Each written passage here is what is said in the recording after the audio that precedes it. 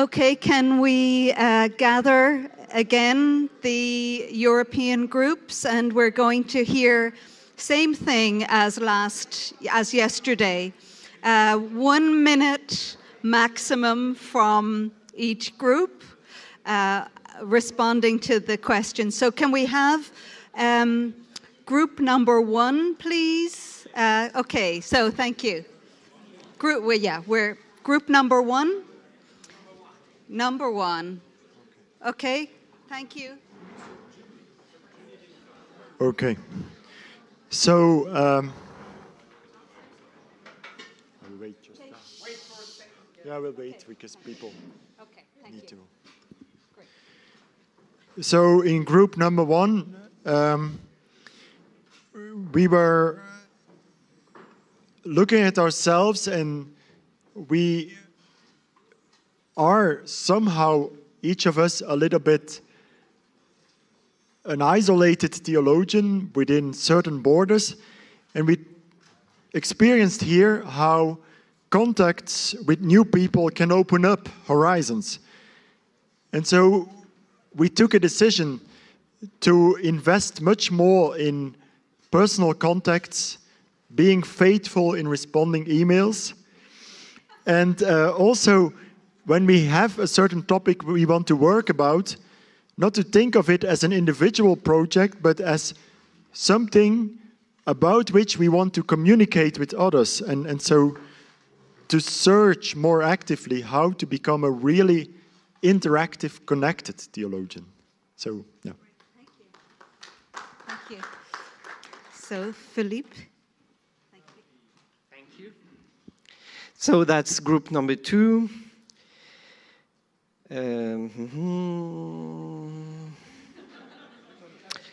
Yeah. Oh my God. Yeah, I think I suppressed my notes. Oh my. No, it's okay. It was in my heart, but it's better to have it also in this device. Okay, so we discussed a lot about the website, CTEWC website, and the overall appreciation. It's a very good device, but it should be better used by everybody and maybe a little better mastered. So there were suggestions about the fact that once a year an email could be sent to every member so that she or he updates the information that is present in the profile. Secondly, the information that is available in the profile should be a little more precise, so that, for instance, the domains for research be known from a larger scale. Also, the fact that from the profiles, the map is excellent, it's a good product, but if it was possible to, first of all, get the continent and then export information from the profiles within the map to a list so that it can be used by any member. Okay, those are very practical suggestions. Then there is a suggestion about, because we talked a lot about young scholars and their own desires and needs. So the fact that we could organize some publication mentoring program very easily. So the rule would be that senior scholars volunteer for 2 years. They accept to receive 2 articles per year, no more, and help a young scholar to improve the publication. And I mentioned, Antonio, several times the fact that your help to, now that you're emeritus, your generous help to young scholars so that they can publish, and you can't be a scholar and have a career program if you don't publish. Okay, so that was very, that is very meaningful, inspiring, and that could be also organized through websites and internet discussions, Skype discussions, and so on. And then the problem of languages came very often. So the fact that there are many languages in Europe, if we could continue the process of having sometimes conferences that can break the barriers between languages in Europe, using English or other languages. And there is also a candidate, Ellen van Stichel. She candidates for helping, enlarging the group with our president, Roman Globoka. So that this suggestion we did for the website and also other programs can be shared. Okay, thank you very much. Thank you, Philippe. Sigrid, Ingeborg? Thanks. I didn't take any notes at all, but I'll try. First of all, there was a great enthusiasm that how things went during these days, and that such a conference is very inspirational, and I think everybody is grateful to those who organized it. I'll come back to that point again. The second question was then how to bring all European countries, we were in a European, actually German-speaking group then, together, and how we could organize conferences on a more regular basis.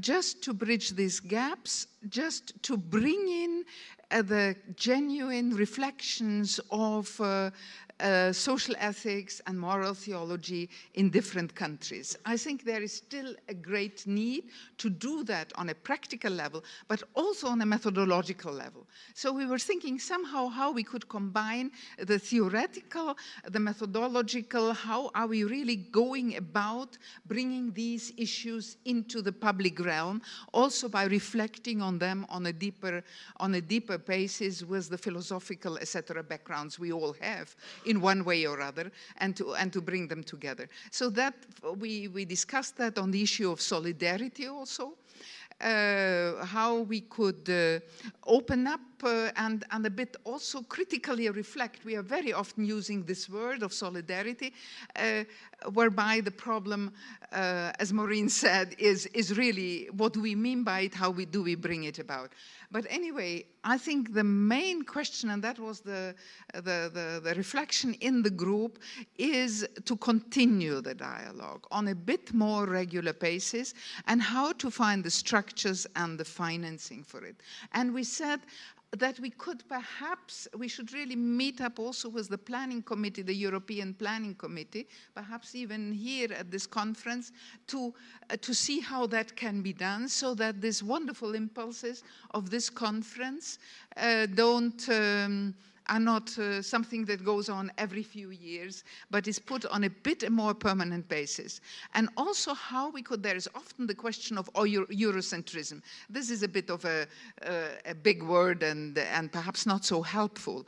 But I think this conference shows that we can learn from each other, from the different continents, that we have in a globalized world to take in the experiences of the other also into our own reflections, even though they are local and they are tied to a certain intellectual tradition. So how we could keep up this momentum. That was a bit the idea.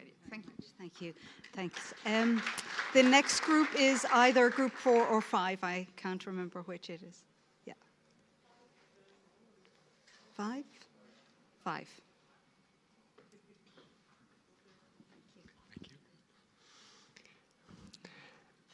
Our group remarks that we live ethnocentrism, European ethnocentrism, and we were enriched by the way other theologians ask questions and their approach, political in America, anthropological in Europe, cultural in Africa, and so on and so on. So we are very grateful to be part of this conference. We had a question. What was the subject of our conference in 2018? We did have a motto, building bridges. But what was the theme exactly of this conference? Building bridges was connected with many, many themes. And if we add ecology, we have a huge, huge work to do. But we could have observed, and we are rejoiced that we built bridges between applied ethics and foundational questions, between theology and practices, between leadership crisis and people's needs, between the church and the world, theology and other disciplines, liberal and conservatives, and we are very joyful of that. But how do we work all together now? And we ended up also by observing that the message of the Pope Francis was a very long and inspiring message. And we have also the presence of Cardinal Turkson, which is also very encouraging and new if you compare with Padua and Toronto. And maybe we have to tell the story within the church and outside the church with the journalists, or what we live out here and now. That's important to tell the story now.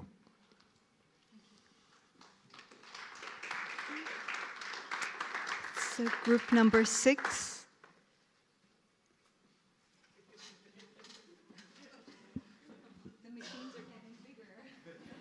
Yes, I don't have no paper. I'm too poor for paper, so I have only my laptop with me.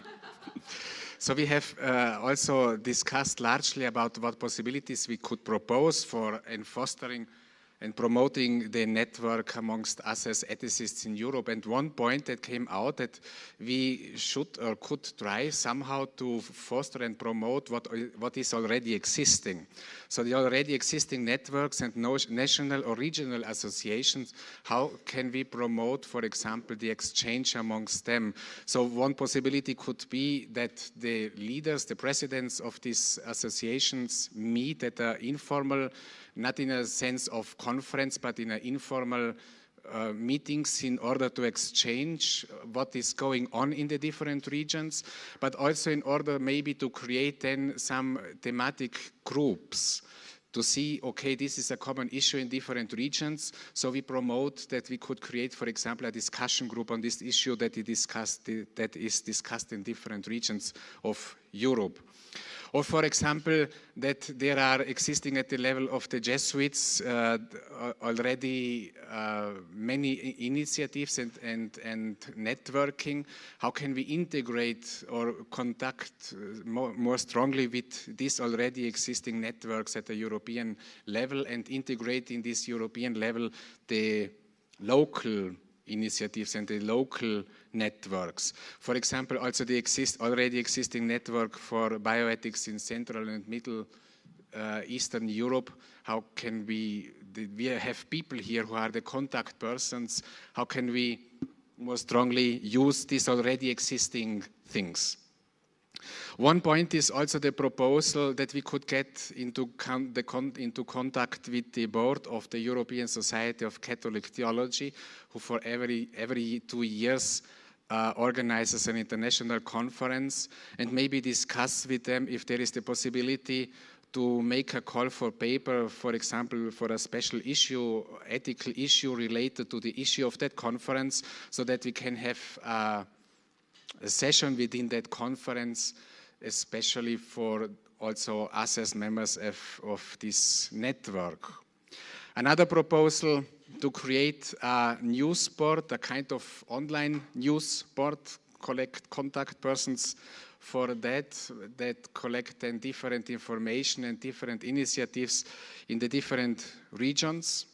For example, this could also be at this level, there could be also not be a call for groups, again, virtual meetings on discussing on special issues, or also a discussion where somebody could propose a paper or an article that he will hold in a conference or he would like to publish, so that already before this one could propose to a special group interested in this issue or also a specialist in this issue to discuss this paper or this article in advance. And the last proposal would be in this newsletter, maybe not the first, who is a newsletter for the whole world, but the 15th could be a European regional newsletter. And the proposal would be also that in order to collect information for this newsletter, the list of those who are asked information may be broader, maybe wider. So I hope that I didn't forget anything important. Somebody of our group may add something, or is this okay? Okay, thank you. Thank you, Martin. Marianne?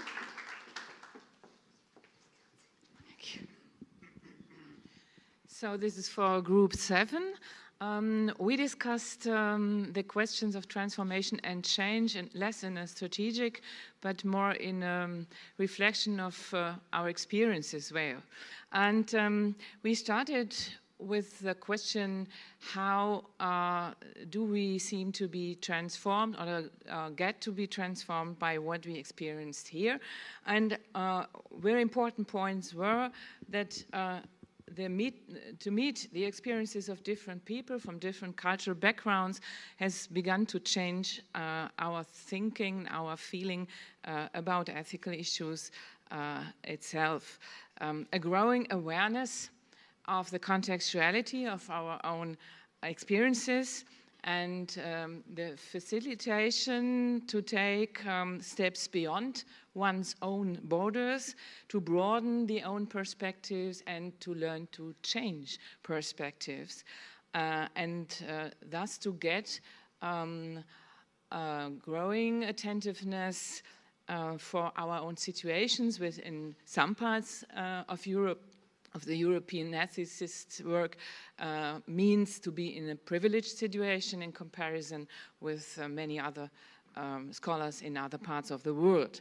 And what was another important point as to experiences was named especially by some younger scholars to learn not to be alone as moral theologian or social ethicist in one's own context, but to meet people who are on a similar way, on the same way. I think this is very important.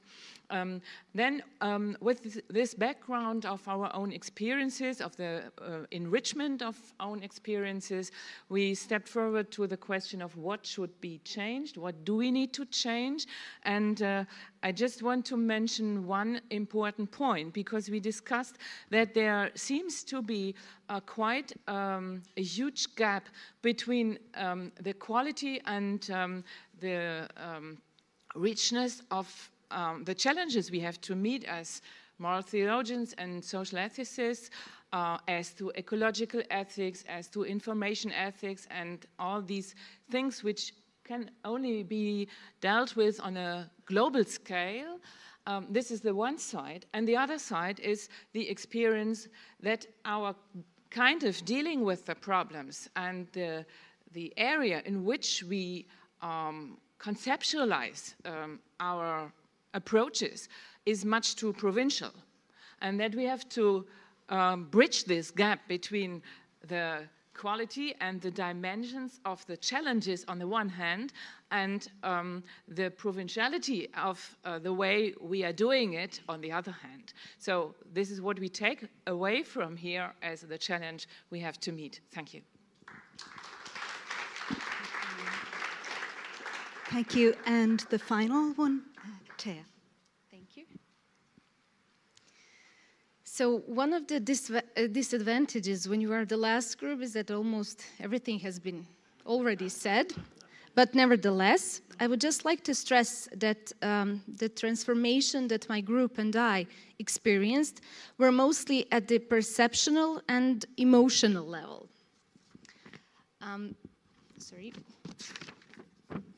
We felt encouraged and empowered with voices we have heard to continue with our work.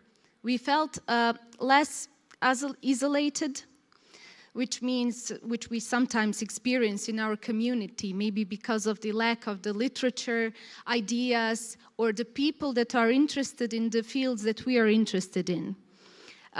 Some of us felt like instead of transformation, the feeling of mission completed happened, you know, because we had high expectations of this conference, and this is a compliment to this conference. Concrete, we suggest that exchange possibilities, information should be available and more presented at the CTEWC site. By this I mean fellowships, student exchanges and stuff like that.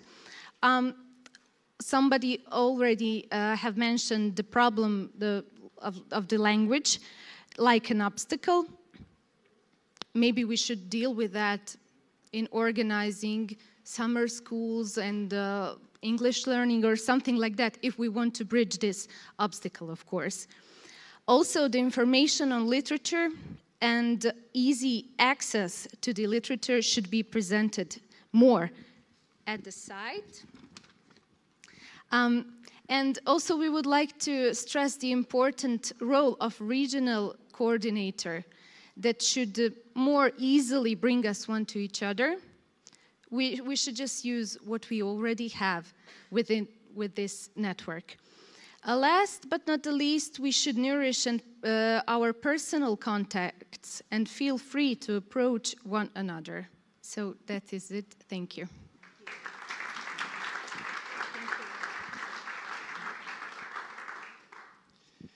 So I would like to thank all of you for your participation in these groups and also for the ideas. I will give this idea to the planning committee, and the new leadership will decide how it will go in the future. Maybe there will be no more these regional committees. This is also one idea, but more on topics as you also propose. So, you know, more social ethics, bioethics, ecological ethics, and so on.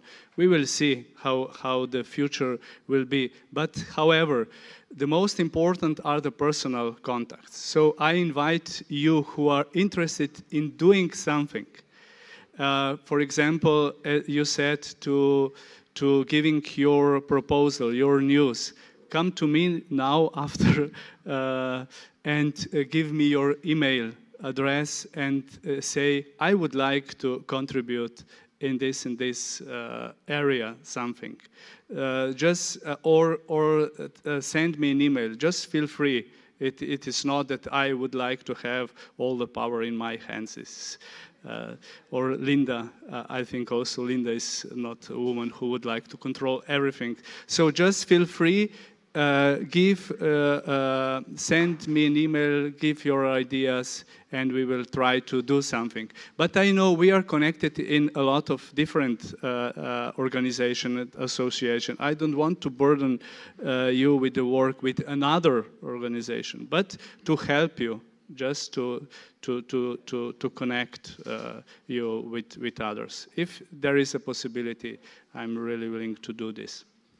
Just one final word. I'm sorry for wanting the final word, but just to remember, we are an informal network of people who work for these commitments and this vision. So anybody who, as Roman said, who wants to contribute in a way, that's how we get things done. We don't have an organization. We don't have membership in that formal way. We are an informal network. And so if people are, for example, interested in mentoring, it would be wonderful to have some of the senior men and women come to us and say, I will be a mentor. So we can't do it unless we have people from the network saying, I would like to do this. That's how we actually function. Okay, enjoy this last day of the conference, and thank you for your contribution.